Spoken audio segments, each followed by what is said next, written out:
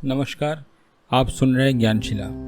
आज की ये वीडियो पूज्य श्री स्वामी जी के एक अति महत्वपूर्ण लेख पर आधारित है और ये पुस्तक आप लोग को जरूर पढ़नी चाहिए। उसी में से इस लेख को लिया गया है। साधना की तो बातें बहुत सी हो गई और अन्य लोग भी बताते हैं, लेकिन उसके अंदर और घुस करके बारीक चीजों को कोई नहीं बताता है सिवाय स्वामी जी के।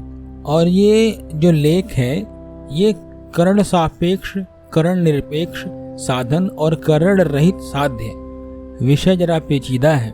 इसीलिए इस किताब को जो स्वामी राम सुखदास जी की है, साधन और साध्य नाम से है, गीता प्रेस से प्रकाशित है, इसे आप लोग को पढ़ना चाहिए। यहाँ पे उनका एक लेख दिया जा रहा है जिसमें स्वामी जी लिखते हैं कि एक निर्माण होता है और एक अन्वेषण होता है। निर्माण उस वस्तु का होता है जो पहले न हो तथा कृति साध्य हो, और अन्वेषण उस वस्तु का होता है जो पहले से ही स्वतः सिद्ध हो। करण सापेक्ष साधन में अभ्यास के द्वारा एक नई वस्तु का निर्माण होता है और करण निरपेक्ष साधन में अवस्थातीत तथा नित्य प्राप्त तत्व का अन्वेषण होता है।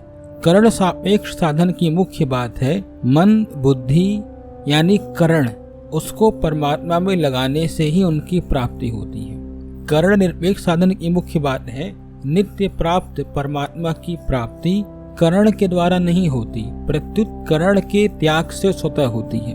करण सापेक्ष साधन में बुद्धि की प्रधानता होती है, अतः उसमें ब्रह्म, ईश्वर, जीव, प्रकृति, जगत आदि सब बुद्धि के विषय होते हैं। करण निरपेक्ष साधन में विवेक की प्रधानता होती है। करण के उपयोग में तो विवेक की आवश्यकता है, पर विवेक के उपयोग में करण की आवश्यकता नहीं।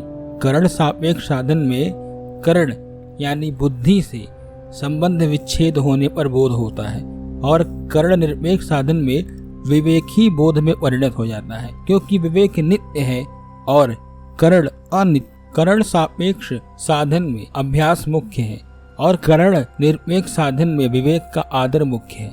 अभ्यास में क्रिया है और विवेक क्रिया रहित है। करण सापेक्ष साधन में क्रिया करने की मुख्यता है और करण निरपेक्ष साधन में भाव मानने और बोध यानी जानने की मुख्यता है। करण सापेक्ष साधन में अभ्यास मुख्य होने के कारण तत्काल सिद्धि नहीं मिलती और करण निरपेक्ष साधन में विवेक का आदर मुख्य होने से कारण तत्काल सिद्धि मिलती है।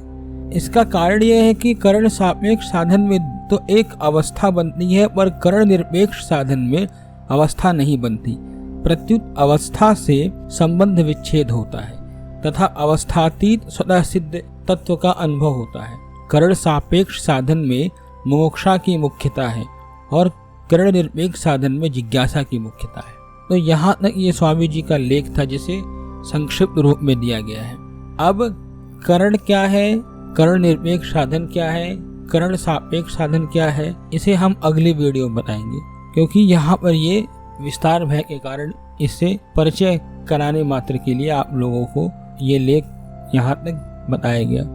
इस किताब को जब आप खरीदेंगे और जब पढ़ेंगे तो इसमें ये बात दी हुई है कि इस किताब को बहुत ध्यान से और धीरे धीरे पढ़ना है, वरना ये समझ में नहीं आएगी। ये वीडियो भी जिन लोगों ने ध्यान से नहीं सुना होगा उसे ये समझ में नहीं आई होगी, इसीलिए इस ऑडियो को भी आप लोग बैक करके कई बार सुनेंगे तो समझ में आएगा। धन्यवाद।